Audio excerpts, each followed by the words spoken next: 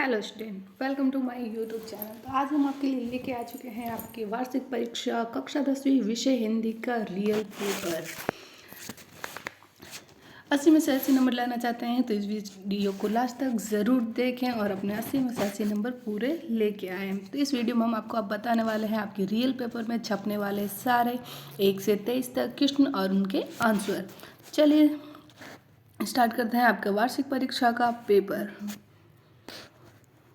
ये क्वेश्चन आपको अच्छे से रख लीजिए क्योंकि ये सारे क्वेश्चन आपको आपके कल परीक्षा के एग्जाम में भी आपको छपे हुए मिलने वाले हैं। तो चलिए स्टार्ट करते हैं। हमारा पहला प्रश्न है रामचरितमानस की भाषा, तो उसका हो जाएगा आंसर आपका अवधि। स्क्रीन पर आपको 6 क्वेश्चन और उनके 6 आंसर टिक लगे हुए दिख रहे हैं, तो इन्हें अच्छे से नोट कर लीजिए। सेकेंड क्वेश्चन जो होगा आपका वो होगा आपका रेगिस्तानों की पूर्ति कीजिए। रेगिस्तानों के पीछे आपको 2 शब्द दिए गए हैं, एक करेक्ट आंसर इनमें लिखना है। उनका आंसर आपको यहाँ पे बता दिए गए हैं। तो फर्स्ट का होगा हिंदुस्तान, सेकंड का है स्त्री, थर्ड का है शौक, फोर्थ का आ जाएगा आपका भगवान शिव, पांचवे का आंसर है आपका महाकाव्य, छठे का आंसर है आपका गर्जने और लास्ट क्वेश्चन रेगिस्तान का आंसर है आपका वीर गाथा काल। यही सारे क्वेश्चन आपको आपके कल के एग्जाम में भी छपे हुए मिलने वाले हैं, तो इन सारे क्वेश्चन को अच्छे से नोट कर लीजिए। नेक्स्ट जो क्वेश्चन होगा वो आपका होगा तीसरा प्रश्न, सही जोड़ी बनाइए। स्क्रीन पर आप देख सकते हैं आपको सारे क्वेश्चन के आंसर मिल रहे हैं। तो हिरोशिमा का हो जाएगा आपका जापान, शब्द बल का हो जाएगा निपात, 16 मात्राएं तो हो जाएगा चौपाएं, सूरदास का हो जाएगा सुरसागर, महाकाव्य रामचरितमानस और कौशिक का हो जाएगा आपका विश्वामित्र।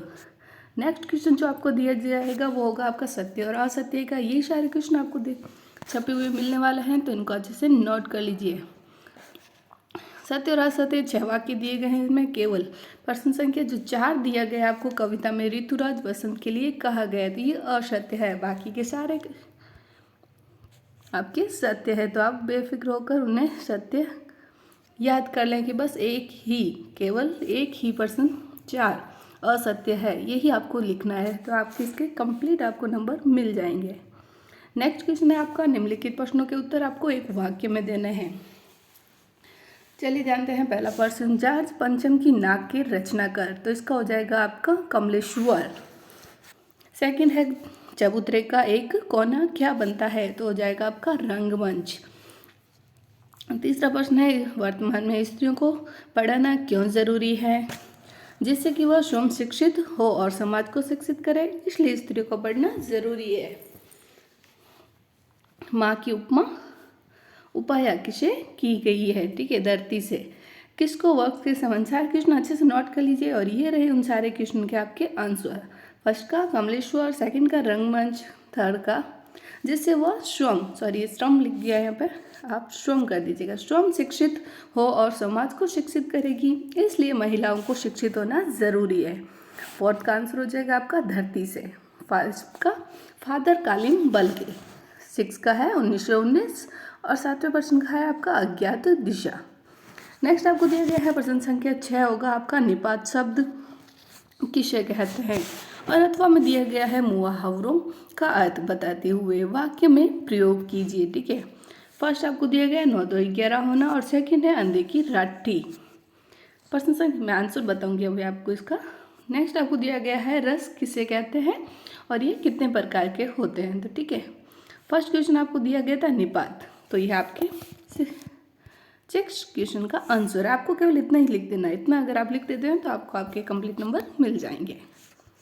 नेक्स्ट आपको जो मुहावरे दिए गए थे, ये फर्स्ट मुहावरा 9 2 11 होना, ये उसका अर्थ और वाक्य में प्रयोग।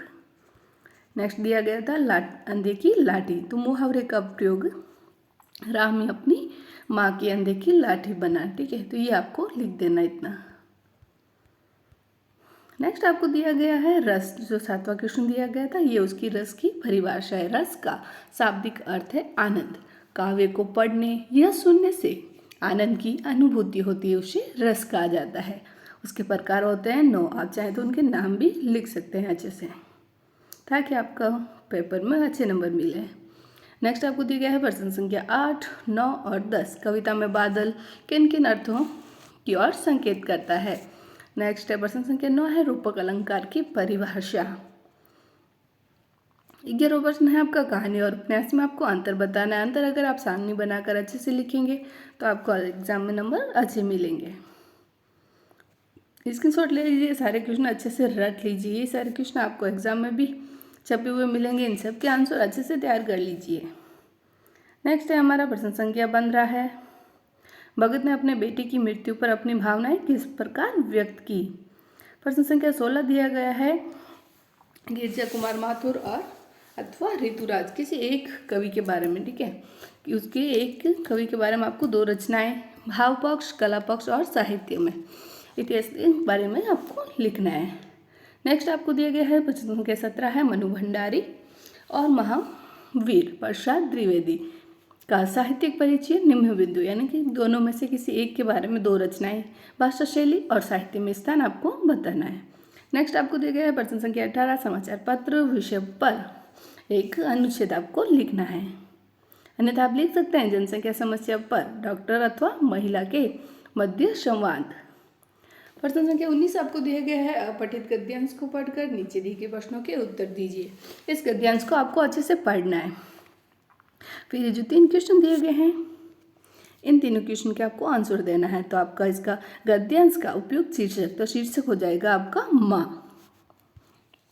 नेक्स्ट आपको दिया गया है, मानव सबसे पहले किससे परिचित होता है। तो माँ, इसके पीछे आपको लिख देना है माँ शब्द से। तो मानव सबसे पहले परिचित होता है माँ शब्द से। इस गद्यांश का सारांश लिखिए। तो सारांश आपको ये यहाँ तक इतना लिख देना है आपको, ये हो जाएगा इसका सारांश। सेकंड भी दिया गया है, आप दोनों में से कोई एक कर सकते हो। नेक्स्ट आपको दिया गया है काव्यांश का संदर्भीय प्रसंग व्याख्या करनी है आपको। 21वां प्रश्न है आपका, ये भी व्याख्या करनी है। इसमें 22वां प्रश्न है आपकी, परीक्षा का समय नजदीक आने पर जिला अध्यक्ष महोदय को ध्वनि विस्तारित यंत्रों की रोक लगाने हेतु आवेदन पत्र आपको लिखना है। अन्यथा आप लिख सकते हैं विवाद प्रतियोगिता में प्रथम आने पर अपने मित्र को बधाई पत्र। लास्ट क्वेश्चन आपको दिया गया है, 100 से 120 शब्दों में आपको निबंध लिखना है। 4 ऑप्शन दिए गए हैं, किसी एक पर आप निबंध लिख सकते हैं। ओके स्टूडेंट, तो ये था हमारा कक्षा 10वीं विषय हिंदी वार्षिक परीक्षा के पेपर में छपने वाले 1 से 23 तक रियल क्वेश्चन। तो वीडियो को लास्ट तक जरूर देखें, सारे क्वेश्चन अच्छे से याद कर लें।